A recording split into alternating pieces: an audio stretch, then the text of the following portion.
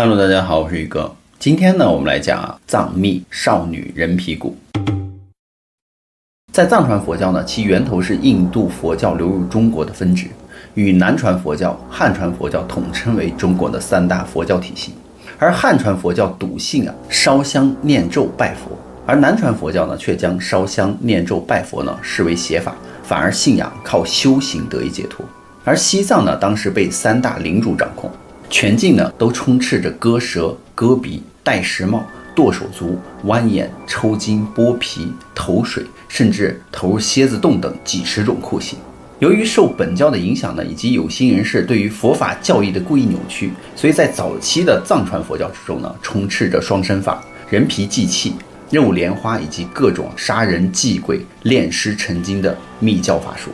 其中呢，肉莲花是密宗最强法器，炼制的过程呢是非常残忍的。肉莲花呢，宇哥之前讲过，没有看过的人可以点击宇哥的头像呢进去翻找观看。而西藏密宗的第二大法器呢，就是少女人皮骨。在藏密的原始教义之中呢，信徒们都喜欢将自己的好恶呢冠于神灵之上，人们喜欢有人侍奉，便有了以人性为主体的活祭。人呢是万物生灵之首，那人的身体呢便也是神圣的。所以在这种宗教的这个教官之下呢，令人头皮发麻的人皮唐卡、人皮骨、腿骨长号和肉莲花呢也应运而生。那旧时代的藏传佛教呢，在做法事的时候是需要藏传法器的。为了让自己的法器具备超度亡魂的力量呢，根据传统教义呢，藏传法器大多以人皮和人骨制成，但取自低贱农奴的人皮和人骨呢太过常见了，等级太低，只能够当成祭祀时的普通耗材，是不配被制成法器的，因为他们觉得很污秽。而高僧呢是不屑于使用的，认为其不配自己的身份。而高僧呢在祭祀的活动中不可缺少的法器呢就是人皮骨了，他们需要以纯洁没有受过任何污染的16岁少女的人皮来制成。那传统的藏传佛教认为这样的人皮骨在敲击的时候可以沟通生死两界，从而助人超脱轮回。为了获得这样的人皮呢，喇嘛们会在贫寒卑微的农奴的家庭对那些刚刚学会走路还不会开口说话的女婴呢进行筛查，选出其中面容姣好、皮肤白皙的女孩呢带回寺庙。那小拉姆呢就是一个出生在拉萨的少女，因为她那光泽的皮肤被选中的制作人皮骨的材料。小拉姆就说制作人皮骨的第一步呢，就是被选做祭祀的女孩子呢会经历第一道极其残忍的折磨，也就是扎耳断舌。西藏喇嘛认为呢，这个世界是污浊不堪的，用来祭祀的仪器如果听到了污秽的脏话的话呢，就会变得不洁净。所以在这个过程中呢，不会上麻药的。刚学会走路的女孩呢，无论怎么嘶吼尖叫呢，都逃不过被扎耳断舌的结局。从此呢，他们的世界会彻底的寂静，听不见任何一句脏话，来确保呢，他们的心灵和肉体呢会无限的纯洁。那第二步呢，在随后的16年的时间里，这些女孩子会被严格的看管，不仅杜绝男女情爱，甚至日常的饮食呢都要全部的选自纯洁的食物，一点荤腥都不会沾的。那佛教中呢，五谷杂粮和蔬菜等素食被视为洁净之物，成为他们餐桌上唯一的选择。而喇嘛们呢，为了确保人皮的纯洁性呢，对公皮者的挑选更加的要求苛刻和残忍。在他们看来呢，公皮者必须没有说过脏话，也不能听过碎语，必须要身心洁净。只有如此呢，他们制作出的人皮骨呢，才能够让神佛降临。如果挑选出来的少女从小就听过粗鲁的话，那么用他们制成的骨呢，其主人就会遭到厄运。所以凡是被他们看中的少女呢，一旦被证实有资格供皮的话，那这个女孩一出生呢，就必须被割舌、刺穿耳膜，让她听不见也说不了话，自然就能够满足大部分的条件了。这还不算完还要留在父母的身边养一段时间，好好观察，看看是否呢善良温顺。如果都符合了，5、6岁的时候呢，就会被带去寺院接受洗脑，以学习知识和佛法为借口。实际上呢，他们所学的也不过是向佛献身的那种精神罢了。那在第3步呢，也就是最关键的一步就是要用一种特别的草药来保护少女主要献祭的后背。在寺院里呢，少女们被圈养着，直到她们长大，由喇嘛观察她们的肌肤和献祭部位的皮肤生长的情况，还需要涂抹神秘的药水。而这种药水呢，仿佛拥有着魔法，让她们的形象会变得更加的完美。虽然不知道药水的成分，但他们仍然乖巧的涂抹，仿佛呢与药水达成了某种默契一样。这种神奇的药水一旦轻轻地涂抹于他们的背部呢，仿佛肌肤被赐予了新生，不仅令其呢弹性倍增，更在日后化身为骨的时候呢，敲出的声音啊，如同天籁之音，空灵而深远。直到13、14岁的时候呢，要献祭的部件才会达到符合的标准线。要是你超过了16岁还没有合格的话，你就会被淘汰。而达到合格线的人呢，会被选择一个良辰吉日呢，进行剥皮和蒙骨了。这种残忍的祭祀模式呢，那些喇嘛们却宣称呢，这些都是他们心甘情愿的，他们自愿献上自己的皮。第4步呢，也就是最后一步啊，为了得到一张完好的高质量的人皮呢，这些喇嘛们必须要给这个被挑选出来的姑娘喂食大量的烟土。短期之内呢，吸食大量的烟土啊，会让人产生幻觉，身体虚弱，精神恍惚，却不会立刻死亡，而保持皮肤的新鲜。这个时候呢，16岁的少女会摆成一个虔诚礼佛的姿势，然后被死死地禁锢住。随后呢，喇嘛以熟练的手法呢，切开其头皮，将水银呢从头盖骨上的缝隙之中啊，慢慢地灌入进去。水银就会顺着人皮和血肉之间的缝隙呢，遍布全身，流到每一个神经的末梢。在这个过程中呢，女孩子全程都是清醒的，她们会发出前所未有的那种惊恐的尖叫。他们会用自己的哀嚎声呢、愤怒声呢，控诉着那些罪行，而每一声呢，都充满了无尽的痛苦和无尽的愤怒，仿佛是在向世界宣告他的不屈与抗争。然而，喇嘛们视一条鲜活的生命如草芥，只是看重那精致绝伦的人皮骨。在他们的心中呢，生命的价值竟不如一件艺术品来的珍贵，真的是令人痛心疾首。当水银悄悄地填满了女孩体内的每一寸空间的时候，她仿佛化身为一个精致的瓷偶，只需要轻柔的一拨呢，那一张完美无瑕的人皮呢，便如秋叶般的轻盈脱落，就会露出其下神秘的真相。那经过一系列寻觅和精心的挑选呢，人皮骨的主要材料呢，终于呈现在了人们的面前。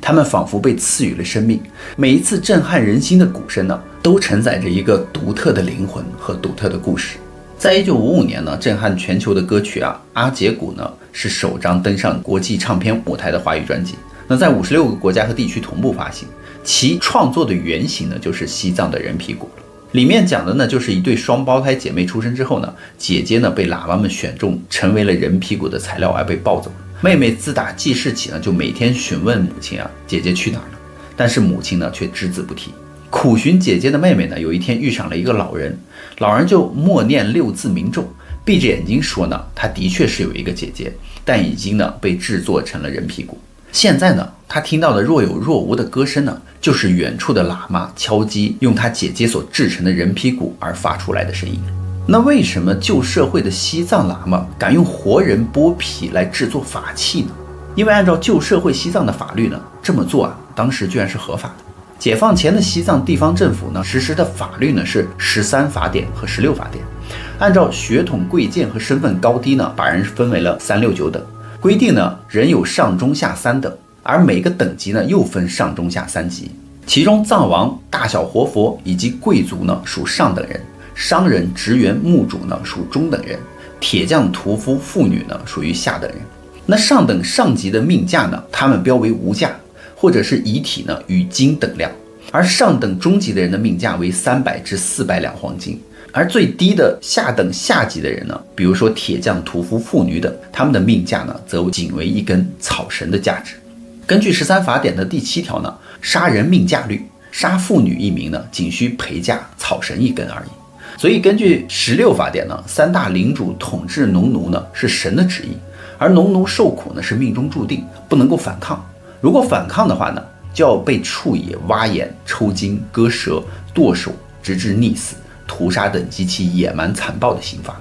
而喇嘛制作人皮骨呢，是为了祭祀所用，是为了侍奉神明。女孩被选中呢，是其无上的荣耀；敢反抗呢，就是被依法处死。更别提其本身的价值，也只有一根草绳而已。所以旧社会整个西藏的贵族阶级的人口呢，仅为5%，但却占有当地的土地100%。而在3大领主之下呢，仅大贵族的数量就接近200个人。那在这些大贵族的家族里面，上世纪20年代呢，就用上了抽水马桶。清朝的时候呢，就能够被 LV 和戴劳力士了。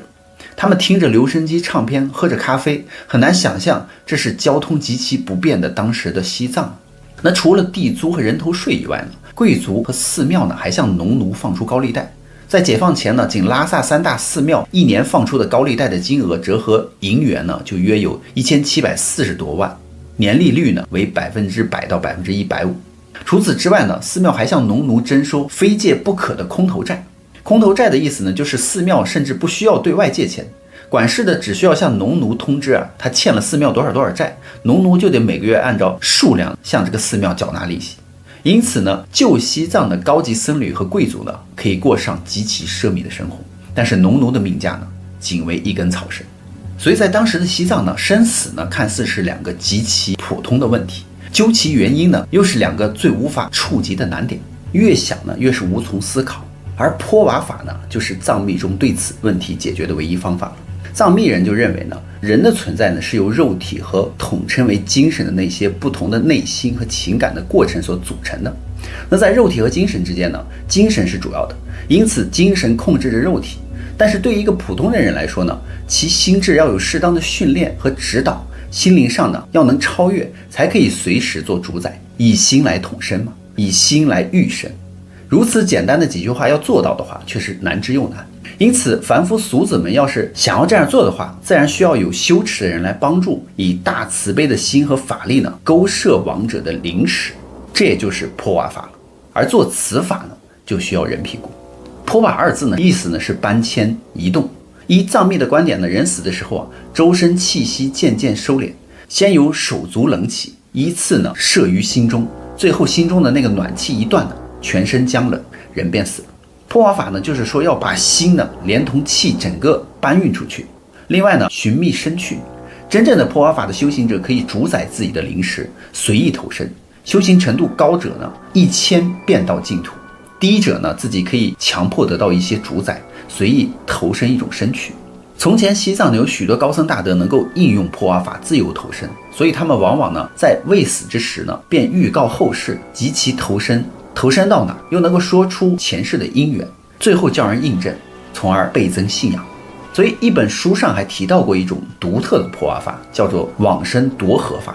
此功法呢，是藏传佛教初期著名的密宗大师马尔巴大师从印度学回来的。这种功法可以将自己的灵识进入其他任何动物的尸体之中，使其复活。倘若自己色身衰老或者有损而不能够继续生存的时候呢，用此法可以自主地选择一个满意的肉身，将灵识迁入，继续生存。书中就讲了这样一件事情就是说有一天这个马尔巴大师呢，房前的一个鸽子窝中突然来了一个鹰鹫，而母鸽子呢，为了保护小鸽子，自己就被啄死了。大师见此状呢，便决定为大家表演往生夺合法。只见大师拿一根细长的绳子呢，拴在了死的那个鸽子的爪子上，将那只死鸽子拴得远远的，自己呢便在一旁做起了往生夺合法。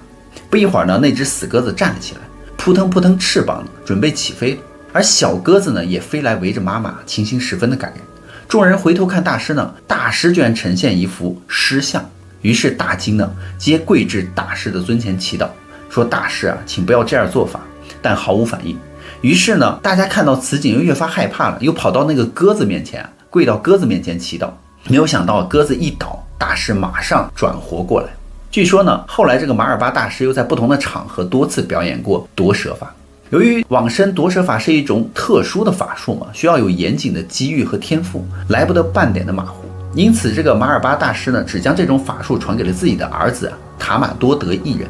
而塔玛多德呢，在参加一次结会的时候他突然从马上摔了下来。本来他完全可以在断气之前通过往生夺舍法挽救自己的灵识，但当时呢，他说没有遇到好的机缘，附近找不到任何一个就是没有受过伤的完美的男孩的尸体。所以这个塔玛多德呢，迫不得已只能将自己的灵识放入了旁边的一只小鸟的尸体当中，而灵识呢是勉强保住了，但往生夺舍法呢却从西藏呢从此销声匿迹。所以大家认为这整件事情是真是假的。